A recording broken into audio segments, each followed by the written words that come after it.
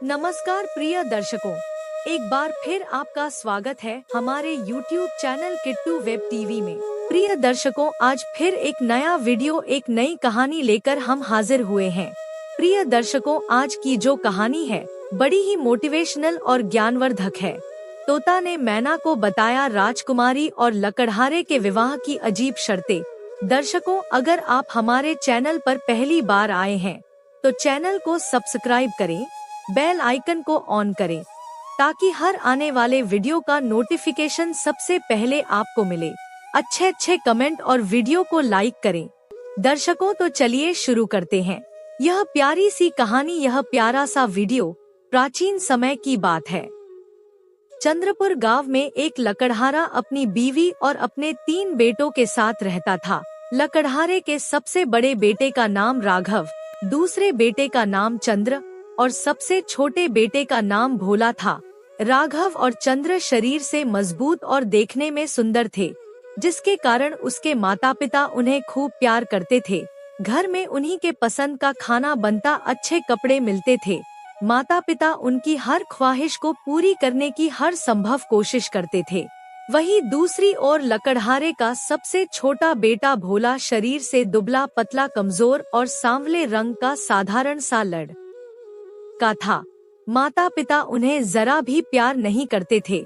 भोला को हमेशा खाने के लिए सूखी रोटी और पहनने के लिए फटे चिट्टे कपड़े मिलते थे। दोनों बड़े भाई उसका खूब मजाक बनाते और बात बात में उसकी पिटाई भी कर देते थे। फिर भी भोला कभी भी किसी से कोई शिकायत नहीं करता था। वह अपने दोनों बड़े भाई और अपने माता पिता से बहुत प्यार करता था। वह अपने माता पिता से कभी भी अच्छे खाने की फरमाइश या अच्छे कपड़े की मांग नहीं करता था। माँ ने उसे जो दिया वही खा लिया, जो पहनने को मिला वही पहन लिया, बस अपने हाल में मग्न रहता था। कोई इसे भोंदू कहता या बुद्धू उल्लू कहता या उल्लू का पट्ठा, इसे कोई परवाह नहीं था। वक्त ऐसे ही गुजर रहा था। लकड़हारा जंगल से लकड़ियां काटकर उसे बाजार में बेचता था और बड़े अच्छे से अपना परिवार चला रहा था। एक दिन लकड़हारा बीमार हो गया और तबीयत खराब होने की वजह से वह जंगल लकड़ियां काटने नहीं जा सकता था। इसलिए लकड़हारे की पत्नी ने अपने सबसे बड़े बेटे राघव को बुलाया और कहा, मेरे प्यारे बेटे, तुम्हारे पिता कल शाम से बीमार हैं और इस हाल में वे जंगल जाकर लकड़ियां नहीं काट सकते हैं। इसलिए तुम कुल्हाड़ी लेकर जंगल जाओ और लकड़ियां काटकर बाजार में बेच आओ। मेरे प्यारे बच्चे, मुझे यह विश्वास है कि इस मुसीबत की घड़ी में तुम अपने परिवार का सहारा बनोगे। यह कहकर माँ ने बड़े प्यार से उसके सर पर हाथ फेरा और प्यार से खाना खिलाया। फिर उसे एक थैले में दूध और खाना देकर उसके कंधे पर कुल्हाड़ी रखकर जंगल की ओर रवाना कर दिया। राघव कंधे पर कुल्हाड़ी लिए जंगल की ओर जा रहा था कि तभी उसे रास्ते में एक बूढ़ा आदमी मिला, जो कद काठी से बिल्कुल बौना लग रहा था। उस बूढ़े बौने ने राघव से कहा, हे नौजवान, जरा ठहरो और मेरी फरियाद सुन लो। मुझे बड़ी जोरों की भूख लगी है और प्यास से मेरी जान जा रही है। तुम्हारे थैले में रोटी है और मीठा दूध भी है। मुझ पर रहम करो, मुझे थोड़ा खाना खिला दो और थोड़ा दूध पिला दो। तुम अगर मुझ गरीब की मदद करोगे तो ईश्वर तुम्हारी मदद करेगा। देखो नौजवान, मुंह मत फेरो। तब राघव ने उसे घूरते हुए कहा, अरे बौने बुढ़े, बड़े चालाक दिखते हो। तुम्हें अपना खाना दे दूंगा तो मैं क्या खाऊंगा? वैसे मेरा थैला खाने से खाली है और मेरी केतली में दूध भी नहीं है। अगर होता तो भी तुझे नहीं देता। चल हट यहाँ से, दफा हो जा। तुझे तो बस खाने की पड़ी है। मुझे जंगल जाकर लकड़ियां काटनी है और उसे बाजार में बेचनी है। यह कहकर राघव वहां से चला गया और थोड़ी ही देर में जंगल पहुंच गया। जंगल पहुंचकर राघव ने खाने का थैला और दूध की केतली को जमीन पर रखा। फिर कुल्हाड़ी लेकर एक पेड़ के तने पर वार करने लगा। जैसे ही उसने उस पेड़ के तने पर वार किया, कुल्हाड़ी उछलकर उसके बाजू पर जा लगा और वह जख्मी हो गया। जख्मी हालत में वह मदद के लिए चिल्लाने लगा, परंतु वह जंगल में अकेला था। उसकी कौन मदद करता? जैसे तैसे उसने खुद को संभाला और गिरता पड़ता अपने घर पहुंच गया। माँ ने जैसे राघव को देखा दौड़कर उसके पास आई और कहा, हाय मेरा बेटा कैसे जख्मी हो गया। माँ ने राघव की मरहम पट्टी की, फिर अपने दूसरे बेटे चंद्र को बुलाया और कहा, मेरे प्यारे बेटे चंद्र, तुम्हारे पिता बीमार है और तुम्हारा बड़ा भाई जख्मी पड़ा है। ऐसी परिस्थिति में केवल तुम ही जंगल से लकड़ियाँ काट कर ला सकते हो। तब चंद्र ने कहा, माँ यह कौन सी बड़ी बात है, मैं अभी कुल्हाड़ी लेकर जंगल जाता हूँ और वहाँ से लकड़ियाँ काट कर लाता हूँ। चंद्र की बात सुनकर माँ बहुत खुश हो गई और उसे एक थैले में खाना और दूध की केतली दिया। फिर उसके कंधे पर कुल्हाड़ी रखकर प्यार से उसके सर पर हाथ फेरते हुए उसे जंगल की ओर रवाना कर दिया। चंद्र को भी रास्ते में वही बूढ़ा बौना मिला जो राघव को मिला था। उसने चंद्र से कहा, बेटा मुझे बड़े जोरों की भूख लगी है और मारे प्यास के मेरी जान निकली जा रही है। तुम्हारे थैले में खाना है और तुम्हारी केतली में मीठा दूध है, उसी खाने में से मुझे थोड़ा सा खाना दे दो और थोड़ी सी दूध पिला दो। भूखों को खाना खिलाना अच्छी बात है। अगर तुम मुख गरीब की मदद करोगे तो ईश्वर तुम्हारी मदद करेगा। उस बूढ़े की बातें सुनकर चंद्र ने भी उसे की तरह उससे कहा, चल परे हट जा बुढ़े, मैं तुझे कुछ नहीं दूंगा। कैसा खाना और कैसा दूध, तुझ जैसे निकम्मे को तो मैं एक घूंट पानी भी ना दूं। चल परे हट जा और मेरा रास्ता छोड़ दे। तो जैसे भूखे और लफंगे बहुत फिरते हैं, मुझे जल्दी से जंगल जाना है और वहाँ से लकड़ियाँ काट कर बाजार में बेचनी है। चंद्र ने इस तरह से उस बूढ़े बौने को वहाँ से भगा दिया और आगे निकल गया। थोड़ी ही देर में चंद्र उसी पेड़ के पास जा पहुँचा जिसे राघव ने काटने की कोशिश की थी और अपना बाजू जख्मी कर लिया था। चंद्र ने अब अपना खाने का थैला और दूध की केतली को जमीन पर रखा, फिर दोनों हाथों से कुल्हाड़ी पकड़कर उस पेड़ पर जोर जोर से वार करने लगा, परंतु सावधानी नहीं बरतने के कारण कुल्हाड़ी पेड़ से छिलकर उसके पांव पर जा लगी और उसका पांव जख्मी हो गया। वह दर्द से चिल्लाने लगा और मदद के लिए हाय हाय करने लगा। उसका पांव इतना जख्मी था कि उससे एक कदम भी नहीं चला जा रहा था। संयोग से कुछ लोग उसी रास्ते से गुजर रहे थे। उसने चंद्र को जख्मी देखा तो दौड़कर चंद्र के पास आए और उसके घर का पता पूछने लगे। चंद्र ने झट से उन्हें अपने घर का पता बता दिया। सारे लोगों ने चंद्र को अपने कंधे पर टांग कर उसे उसके घर पहुंचा दिया। चंद्र को जख्मी देखकर उसके माता पिता बहुत दुखी और हैरान थी कि किस्मत ने यह कौन सा रंग दिखाया है कि एक ही समय में तीनों बाप और बेटे सभी बीमार पड़ गए। बाप बीमार होकर बिस्तर पर पड़ा है और दोनों बेटे लकड़ी काटने में एक ही समय में जख्मी हो गए हैं। माँ का तो रो रो कर बुरा हाल था। किसी तरह से रात गुजरी और फिर सवेरा हो गया। भोला अपने माता पिता के पास आता है और कहता है, पिताजी मैं आपका बेटा हूँ, मेरे दोनों भाई जख्मी हैं और आप बीमार हैं। ऐसी स्थिति में ना उनसे काम होगा और ना आपसे। अगर आप मुझे इजाजत दें तो मैं जंगल जाऊं और लकड़ियां काट कर बाजार में बेच आऊंगा। भोला की बातें सुनकर उसके माता पिता हंसने लगे और कहा, अरे भोंदू, तुम जंगल जाकर क्या कर लोगे? जंगल से लकड़ियां काटना कोई आसान काम नहीं है। तब भोंदू भोला ने अपने माता पिता की बातें सुनकर कहा, पिताजी माँ मैं शरीर से कमजोर भले हूँ परंतु डरपोक नहीं। मैंने अपने बुजुर्गों से यह कहावत सुनी है कि जो हिम्मत करते हैं उसकी मदद स्वयं भगवान करते हैं। पिताजी माँ आप मुझे जंगल जाने की इजाजत दे। तब भोला के माता पिता ने हंसते हुए कहा, भोंदू लड़का, तू तो सच में बुद्धू है जो बेकार में जिद किए जा रहा है। जंगल जाकर लकड़ियाँ काट कर लाना और उसे बाजार में बेचना कोई आसान काम नहीं है। यह तेरे बस की बात नहीं। परंतु भोला अपनी बातों पर अड़ा रहा और जिद करता रहा कि माँ, पिताजी मैं जंगल जाकर लकड़ियाँ काट कर लाऊंगा। आप देखना मैं ढेर सारी लकड़ियाँ काट कर लाऊंगा और उन्हें बाजार में बेच आऊंगा। तब भोला के माता पिता ने कहा, अरे जा भोंदू, तू भी जंगल जाकर अपने शौक पूरा कर ले। भोला अपने कंधे पर कुल्हाड़ी लेकर अपनी माँ के पास गया। तब उसकी माँ कहती है, भोंदू लड़का, तेरा दिमाग तो बुद्धि से खाली है, तू क्या लकड़ियाँ लाएगा? यह ले, एक सूखी रोटी अपने साथ लेते जा और इसके साथ थोड़ा पानी पी लेना, तेरा पेट भर जाएगा। इससे ज्यादा तुझे किसी चीज की जरूरत नहीं है। माँ ने जहाँ राघव और चंद्र को ताजा खाना और मीठा दूध देकर जंगल भेजा था, वहीं भोला को केवल सूखी रोटी देकर जंगल भेज दिया। भोला फिर भी बहुत खुश था। वह एक हाथ में सूखी रोटी का थैला लिए और दूसरे हाथ में कुल्हाड़ी कांधे पर लिए जंगल की ओर लकड़ियां काटने निकल गया। जंगल के रास्ते थोड़ी ही दूर जाने पर भोला को भी वही बूढ़ा बौना आदमी मिला जो राघव और चंद्र को मिला था।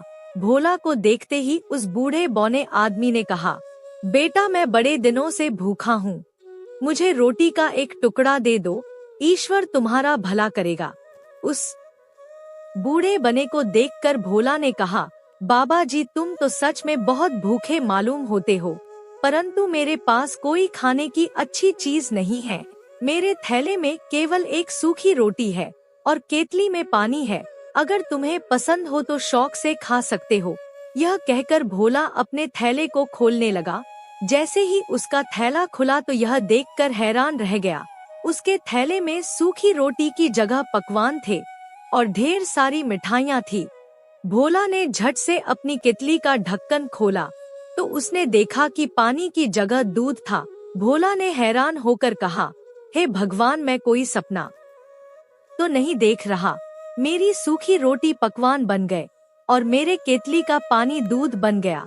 यह कैसे हो सकता है? भोला की बातें सुनकर उस बूढ़े बोने ने कहा, बेटा, यह कोई सपना नहीं है, यह हकीकत है। तुम्हारी सूखी रोटी पकवान बन गई है और तुम्हारी केतली का पानी दूध बन गया है। तुमने मेरी हालत पर दया दिखाई, इसलिए ईश्वर ने तुम्हारे इस नेकी का फल दिया है। ईश्वर भला करने वालों के साथ हमेशा भला करता है। भोला बूढ़े बौने को खाना खिलाने के बाद जंगल की ओर जाने लगा। तब उस बूढ़े बौने ने भोला से कहा, बेटा, मैं भूखा था और तुमने मुझे खाना खिलाया। तुमने जो नेकी की, मैं उस नेकी का तुम्हें बदले में कुछ देना चाहता हूँ। आओ मेरे साथ। भोला अब उस बूढ़े के साथ जाने लगा। तब बूढ़े ने भोला को एक पेड़ दिखाते हुए कहा, बेटा, जब मैं यहाँ से चला जाऊँ तब तुम इस पेड़ को काट देना। इस पेड़ के तने में तुम्हें एक ऐसी चीज मिलेगी जो तुमने पहले कभी नहीं देखी है। वो चीज तुम्हारे बहुत काम आएगी और क्या पता इससे तुम्हारी किस्मत ही बदल जाए। यह कहकर बूढ़ा बौना वहाँ से चला गया। भोला बहुत खुश था और जब वह बूढ़ बौना उसके नजरों से ओझल हो गया तब उसने कुल्हाड़ी को दोनों हाथों से जोर से पकड़ा और तेजी से उस पेड़ के तने पर वार करने लगा। उसकी अभी उम्र ही क्या थी, दुबला पतला कमजोर सा लड़का, लेकिन उसने हिम्मत नहीं हारी और जोर जोर से लगातार पेड़ के तने पर वार करता रहा। आखिरकार वह पेड़ कटकर जमीन पर गिर गया। भोला यह देखकर हैरान था कि पेड़ के तने में एक सुंदर सा बत्तख बैठा था। उसके पंख सोने के जैसे थे, मानो वह बत्तख सोने का बना हो। उसे देखकर भोला ने सोचा, अगर इस बत्तख को बाजार में जाकर बेच आऊं तो इसके बहुत सारे पैसे मिलेंगे। इससे तो सच में हमारी किस्मत बदल जाएगी, हम अमीर हो जाएंगे और मेरे बाप को अब लकड़ियां नहीं काटनी पड़ेगी। यह सोचकर भोला ने उस बत्तख को उठा लिया और उसे बेचने के लिए नजदीकी शहर जाने लगा। लेकिन शहर वहाँ से काफी दूर था। भोला के शहर पहुँचते पहुँचते अंधेरा हो चुका था। दुकानें बंद हो चुकी थी, बाजार खाली हो चुके थे। ऐसे में उसे अपने बत्तख का खरीदार नहीं मिला और अब वह वापस घर भी नहीं जा सकता था। तब भोला ने सोचा कि क्यों ना यह रात इसी शहर में गुजारी जाए। यह सोचकर भोला एक सराय वाले के पास गया और कहा, जनाब, आपकी इजाजत हो तो क्या मैं एक रात इस सराय पर गुजार सकता हूँ? जो भी किराया होगा मैं उसे अदा कर दूंगा। तब सराय वाले ने कहा, आओ जी, यह सराय मैंने तुम जैसे मुसाफिरों के लिए ही खोल रखी है। बड़ी खुशी खुशी अपना रात तुम यहाँ पर बिता सकते हो। फिर सराय वाले ने भोला के हाथ में उस बत्तख को देखा और हैरान होते हुए कहा, अरे, यह बत्तख तो सोने का है। देखो तो इसके सारे पंख असली सोने के लगते हैं। मैंने आज तक सोने की बत्तख नहीं देखी और ना ही सुनी है। देखो यह कितनी प्यारी बत्तख है। मैं अपनी बेटियों को बुला लाता हूँ। मेरी बेटियां इस सोने के बत्तख को देखकर बहू बहुत खुश हो जाएगी।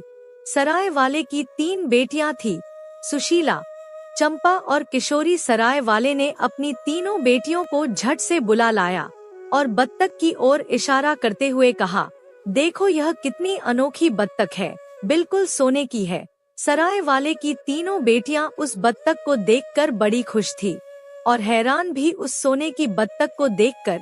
सुशीला ने कहा, देखो यह कितनी प्यारी बत्तख है।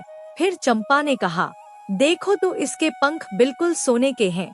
फिर सुशीला ने भोला से कहा, तुम बड़े किस्मत वाले हो कि तुम्हारे पास यह अनोखी सोने की बत्तख है। सराय वाले की तीनों बेटियां बत्तख को देखने के बाद उसकी तारीफ करते हुए वापस चली गई। सराय वाले के कहने पर भोला ने उस सोने की बत्तख को एक कमरे में रख दिया और खुद दूसरे कमरे में सो गया। भोला बहुत थका था, इसीलिए जल्दी ही वह गहरी नींद में सो गया। इधर सराय वाले की सबसे बड़ी बेटी सुशीला के दिल में उस सोने के बत्तख के लिए लालच पैदा हो गया। वह सोचने लगी कि क्यों ना उस अनोखी बत्तख की एक सोने की पंख नोच लूं और अपने बालों में लगा लूं।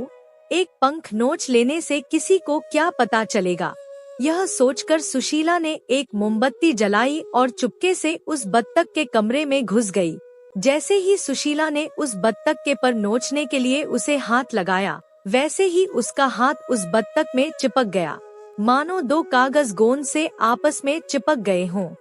वह घबरा गई और जल्दी से अपनी बहन चंपा को आवाज दी, अरे चंपा, जरा जल्दी आ और इस बत्तख से मेरे हाथ को छुड़वा।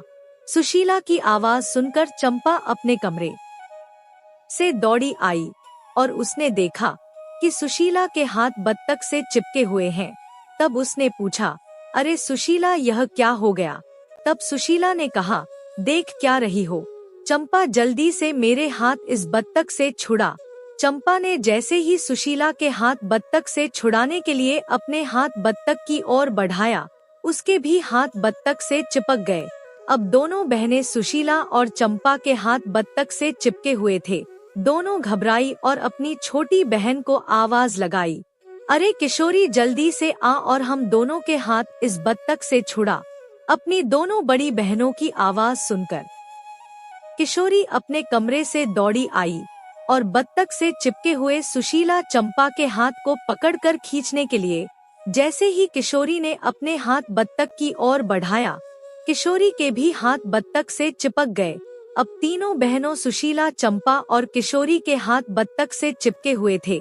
वह अपने आप को छुड़ा नहीं पा रही थी। रात भर तीनों बहनें रोती रही। सुबह होने पर जब भोला की नींद खुली तो वह दौड़कर बत्तख के पास गया और वहाँ का निराला नजारा देखा। वह तुरंत समझ गया कि यह जरूर इस बत्तख को चुरा रही होगी, जिसके कारण इसके हाथ बत्तख से चिपक गए हैं। तभी वहाँ पर सराय वाला भी आ गया और कहने लगा, अरे शैतान लकड़हारे, तूने यह क्या कर दिया? देखो तुम्हारे बत्तख ने मेरे तीनों बेटियों के हाथ पकड़े हुए हैं। तब भोला ने कहा, मैं तो अपने कमरे में सो रहा था, मैंने कुछ नहीं किया है। जो किया है तुम्हारी बेटियों ने किया है। जरूर यह तीनों रात में मेरी बत्तख को चुराने आई होगी। इन्हें अपने लालच की सजा मिली है, जो इनका हाथ बत्तख से चिपका रह गया। इसमें मेरी कोई खता नहीं है, मेरा कोई कसूर नहीं है। मुझे तो अपना बत्तख लेकर जाना है। और भोला ने अपना बत्तख उठाया और बाहर जाने लगा। इसके साथ ही सराय वाले की तीनों बेटियां भी उसके चली गई, क्योंकि उन तीनों के हाथ बत्तख से चिपके हुए थे। अपनी बेटियों को जाते देख सराय वाला चुपचाप खड़ा रहा। वह कुछ भी नहीं कर पा रहा था, बेबस था और उसकी बेटियां भी रोए जा रही थी और बाप की तरफ देखे जा रही थी, लेकिन वह भी बेबस थी। जब वे लोग शहर से बाहर आई तब उन पर एक बूढ़े फकीर की नजर पड़ी। बूढ़े फकीर ने उन तीनों लड़कियों को पहचान गया कि यह तीनों सराय वाले की बेटी हैं। यह तीनों तो बड़ी अच्छी लड़की हैं, परंतु आज रोती हुई कहाँ जा रही हैं और यह लड़का इन तीनों लड़कियों को कहाँ ले जा रहा है। बूढ़े फकीर ने जोर से आवाज लगाई, अरे लड़के, तुम इन तीनों लड़कियों को कहाँ ले जा रहे हो? इसे छोड़ दो। जब भोला ने उन पर कोई ध्यान नहीं दिया, तब बूढ़ा फकीर खुद उन तीनों लड़कियों को छुड़ाने के लिए आगे बढ़ा और जैसे उस बूढ़े फकीर ने सुशीला को पीछे खींचने के लिए उसे छुआ, बूढ़े फकीर का हाथ सुशीला से चिपक गया। वह घबरा कर बोला, अरे यह क्या हो गया? मेरे हाथ कैसे चिपक गए? कोई तो मुझे बचाओ, कोई तो मेरे हाथ छुड़ाओ। उसी समय एक उस्ताद उसी रास्ते से गुजर रहा था। वह इस नज़ारे को देखकर हैरान रह गया। उसने देखा कि एक लड़का अपनी बगल में बत्तख दवाई लिए जा रहा है और उसके पीछे 3 लड़कियां रोए जा रही हैं। उन लड़कियों के पीछे एक बूढ़ा फकीर बचाओ बचाओ की रट लगाए जा रहा है। उस्ताद को कुछ भी समझ नहीं आया कि यह क्या माजरा है और वह बूढ़े फकीर को बचाने के लिए दौड़ पड़ा। जैसे ही उस्ताद ने बूढ़े फकीर को बचाने के लिए अपना हाथ आगे बढ़ाया, उस्ताद का हाथ बूढ़े फकीर से चिपक गया। मारे डर के उस्ताद चीखने चिल्लाने लगा, अरे कोई बचाओ बचाओ, मेरे हाथ चिपक गए। वहीं पास के खेतों में 2 किसान काम कर रहे थे। उसने उस्ताद को जब बचाओ बचाओ कर चिल्लाते देखा, तब दोनों किसान अपना औजार छोड़कर उस्ताद को बचाने के लिए दौड़ पड़े और जैसे ही दोनों किसान ने उस्ताद को पकड़कर पीछे खींचना चाहा, तो उसके हाथ उस्ताद से चिपक गए।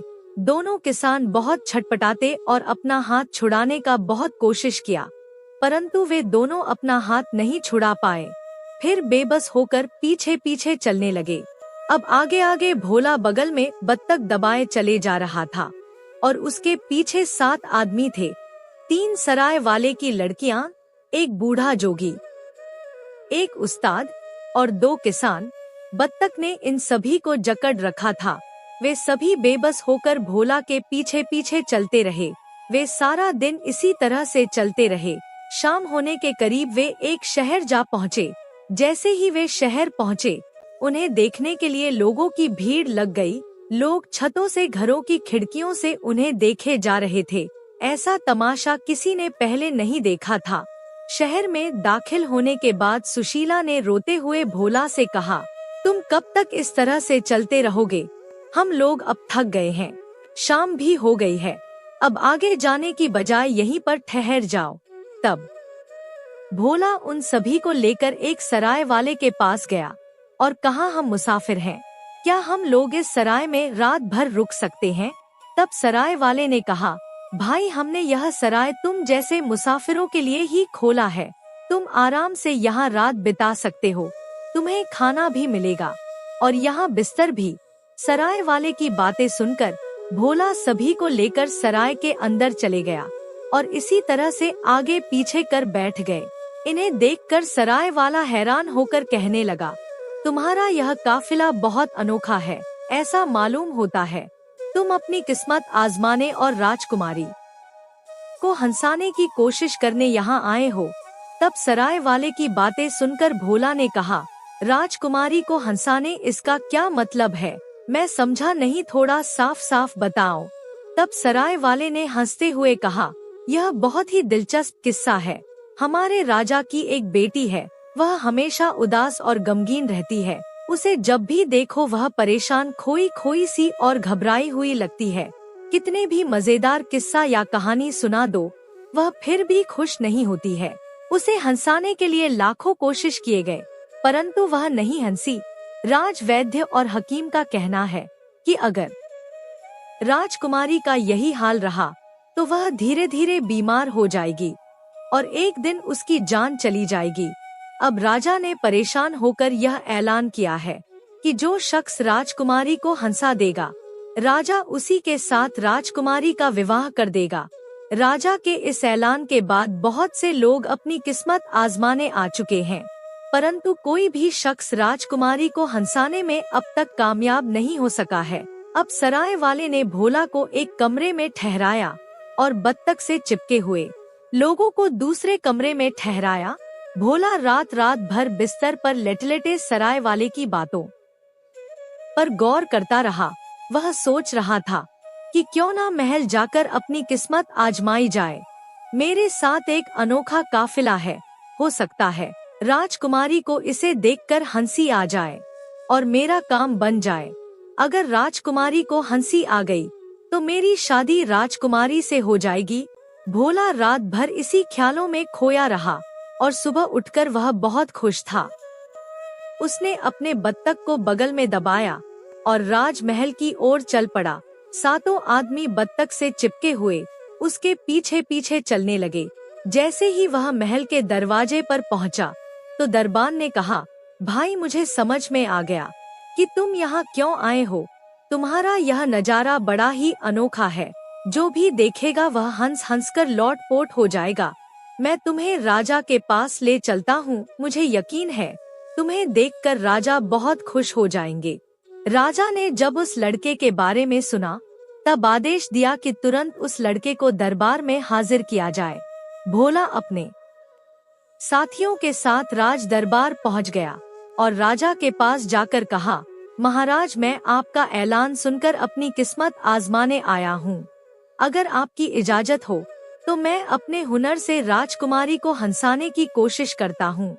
मुझे यकीन है कि मैं राजकुमारी को हंसाने में कामयाब हो जाऊंगा। राजा ने भोला की बातें सुनकर उसके काफिले को देखा और कहा, बहुत खूब, यह नजारा तो लाजवाब है। इस लड़के की बगल में एक सुनहरी बत्तख है। ऐसी खूबसूरत बत्तख मैंने आज तक नहीं देखी है और इस बत्तख के साथ पूरे 7 आदमी चिपके हुए हैं।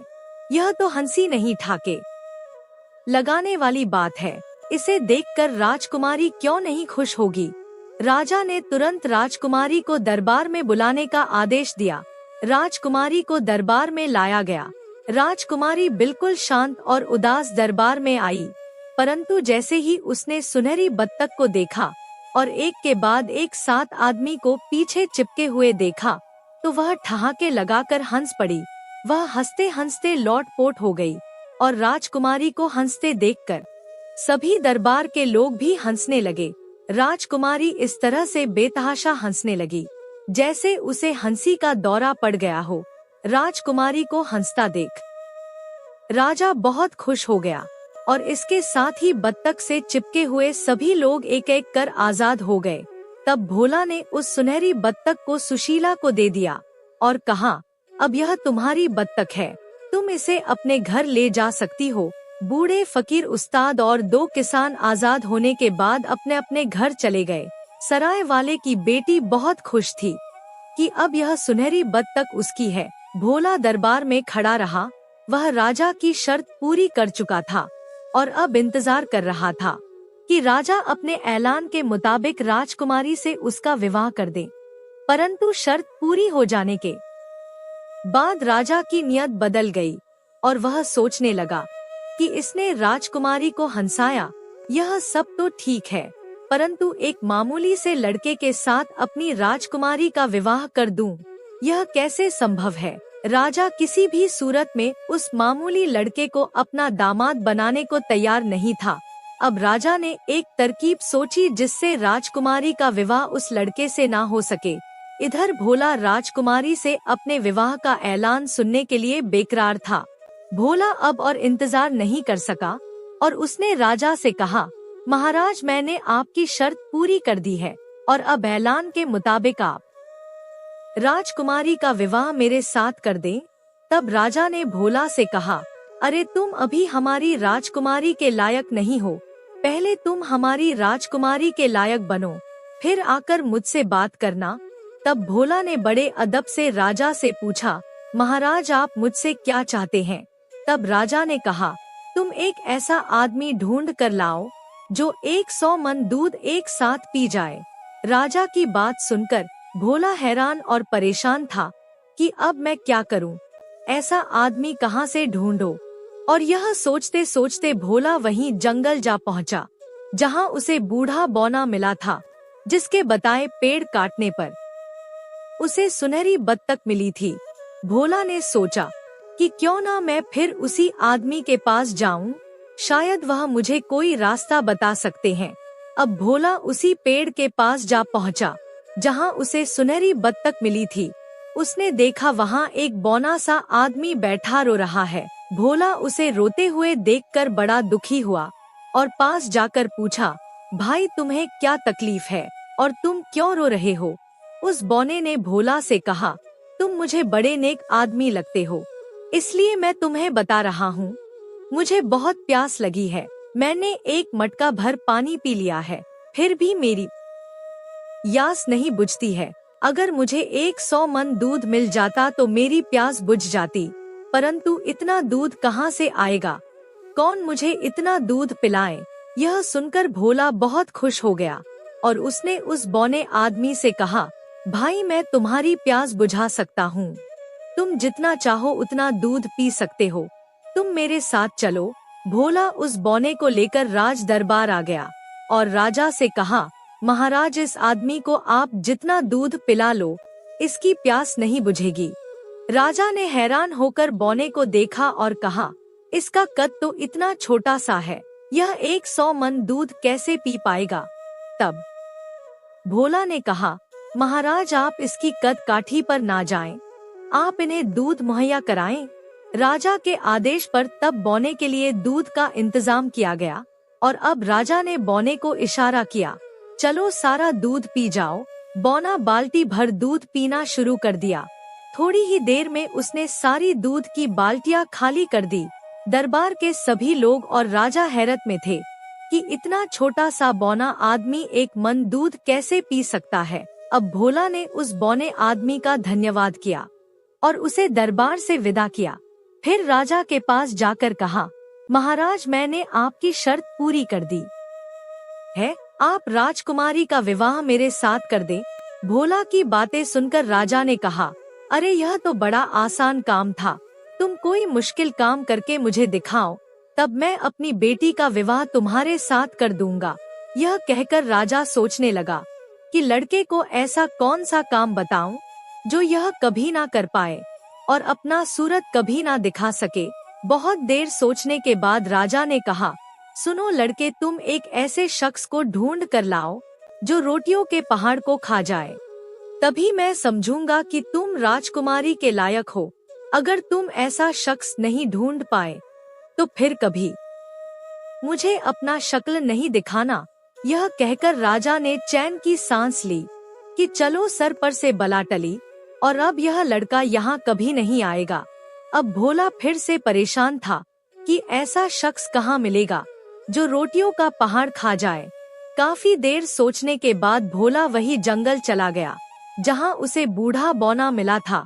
उसने सोचा शायद यहाँ कोई उपाय मिल जाए और यह सोचकर जंगल में वह चलता रहा।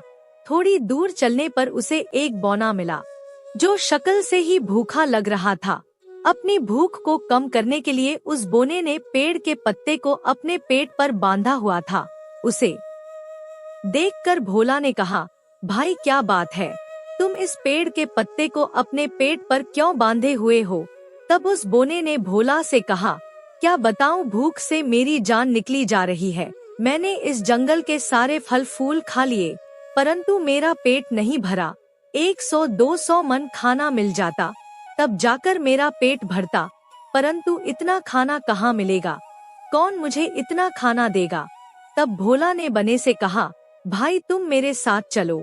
भोला उस बने को लेकर राज दरबार आ गया और राजा से कहा, महाराज यह आदमी रोटियों का पहाड़ खा सकता है। राजा ने अपने राज दरबार के सारे आटे को मिलाकर रोटियां बनवाना शुरू किया और रोटियों का पहाड़ लगा दिया। भोला ने उस बौने को रोटियों के पहाड़ के पास बिठा दिया और कहा, भाई अब यह रोटियों का पहाड़ तुम्हारा है। बौना रोटियों का पहाड़ देखकर खुशी से नाचने लगा।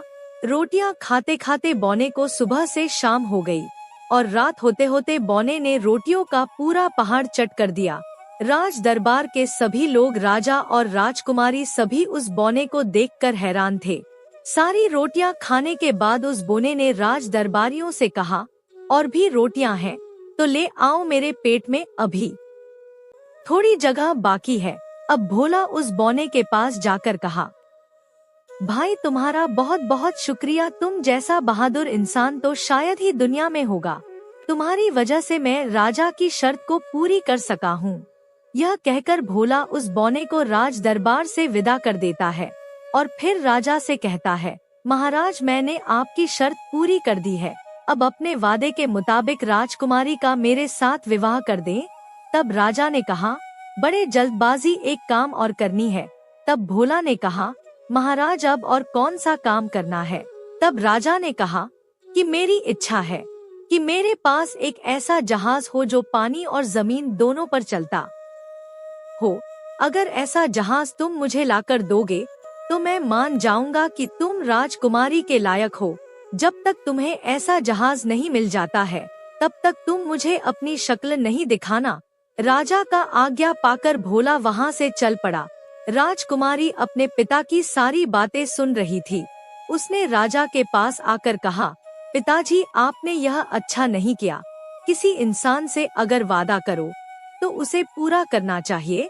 तब राजा ने राजकुमारी से कहा, तुम इस मामले में चुप रहो, मैं तुम्हारा विवाह उसी के साथ करूंगा जो तुम्हारे लायक हो। किसी साधारण लड़के को मैं अपना दामाद नहीं बना सकता। राजकुमारी पिता की बातें सुनने के बाद चुपचाप अपने कक्ष में चली गई। भोला अब बड़ा परेशान था कि अब ऐसा जहाज कहाँ मिलेगा जो पानी और जमीन दोनों पर चलता हो। यह सोचते हुए भोला जंगल के उसी रास्ते पर चल पड़ा जहाँ उसने वह पेड़ काटा था जिसमें उसे सोने की बत्तख मिली थी। वहाँ पहुँचने के बाद उसने देखा कि एक बूढ़ा आदमी वहाँ पर बैठा है जिसे भोला ने पहले कभी खाना खिलाया था। भोला को देखते ही उस बूढ़े ने कहा, बेटा क्या बात है, तुम बड़े परेशान लग रहे हो। तब भोला ने कहा, हाँ बाबा जी मैं बहुत परेशान हूँ। और यह कहकर भोला ने सारी बातें सुना दी। सुनहरी बत्तख का हाल, राजकुमारी का हंसना, रोटियों का पहाड़, यह सारी बातें भोला ने उस बूढ़े को सुना दी। फिर आंसू भरे आंखों के साथ कहने लगा, बाबा अब राजा ने यह हुक्म दिया है कि ऐसा जहाज लेकर आओ जो पानी और जमीन दोनों पर चलता हो। बाबा जी इसलिए मैं बहुत परेशान हूँ। ऐसा जहाज मुझे कहाँ मिलेगा जो दोनों जगहों पर चलता हो, पानी में भी और धरती पर भी। यह काम तो कोई जादूगर ही कर सकता है और जादू मुझे आती नहीं है। भोला की बातें सुनकर बूढ़े ने कहा, बेटा तुम घबराओ मत, मैं तुम्हें ऐसा जहाज बनाकर दूंगा जो पानी और जमीन दोनों पर चलता हो। पहले भी मैंने ही तुम्हें बचाया था। 100 मन दूध असल में मैंने ही पिया है और रोटियों का पहाड़ भी मैंने ही खाया है। मुझे तुम्हारी नेकी याद है जो तुमने मेरे साथ किया था, इसलिए अब मैं तुम्हारी मदद करूंगा। और बूढ़े ने एक ऐसा जहाज तैयार कर दिया जो पानी और जमीन दोनों पर चलता हो। भोला बड़ी खुशी से इस जहाज पर सवार हो गया और बूढ़े को भी अपने जहाज पर बैठा लिया। फिर दोनों राजमहल को रवाना हो गए। अब भोला का जहाज राजमहल के पास जाकर ठहरा और भोला उस जहाज में से जब उतरा तो राजा उसे देखकर हैरान हो गया। राजा ने सपने में भी जो बात ना सोची थी वह मुमकिन हो गया था। भोला एक ऐसा जहाज ले आया था जो पानी और जमीन दोनों पर चलता था। राजा अब समझ चुका था कि भोला को मात देना आसान नहीं है। भोला ने वे सारे काम कर दिए थे जिसे करना संभव नहीं था। इसलिए राजा अब समझ चुका था कि उसकी बेटी के लिए सबसे योग्य वर भोला ही है और राजा ने राजकुमारी का विवाह भोला के साथ करा दिया। प्रिय दर्शकों, हमारी आज की कहानी, आज का वीडियो यहाँ समाप्त होता है। हम उम्मीद करते हैं कि आपको यह कहानी पसंद आई होगी और आप इससे ढेर सारी प्रेरणा लेंगे। मिलते हैं अगली ज्ञान चर्चा के साथ अगले वीडियो में। तब तक के लिए नमस्कार, धन्यवाद।